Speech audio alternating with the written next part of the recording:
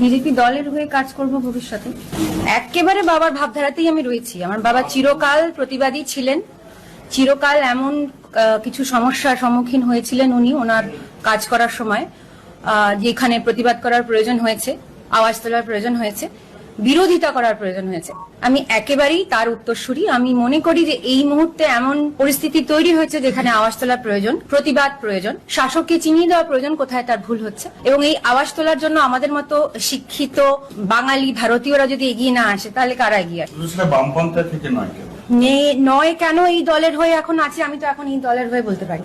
বামপন্থায় যারা আছেন, দলে যারা আছেন, তারা তাদের হয়ে কথা বলবেন। আপনার বাবা আরএসপি করেছে, চিরকাল মন্ত্রী ছিলেন, আপনারা দুই বোন দুটো রাজনৈতিক দলে চলে গেলেন, কেন মনে হলো না যে বামপন্থাদের থেকে প্রতিবাদ করে যায়?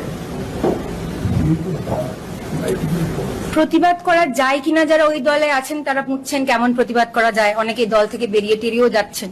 সেক্ষেত্রে আমার মনে হয়েছে যে আমি এই দলের সঙ্গে যদি থাকি, যারা এই মুহূর্তে পশ্চিমবঙ্গকে কর্মক্ষেত্রে পরিণত করতে চান, পশ্চিমবঙ্গের লগ্নি ফিরিয়ে আনতে চান, পশ্চিমবঙ্গে যে একটা anti health, anti education, anti চাকরির ক্ষেত্র তৈরি হয়েছে, অ্যান্টাই লগ্নিকারীর একটা পরিস্থিতি তৈরি হয়েছে, তার বিরুদ্ধে এই দল সরব।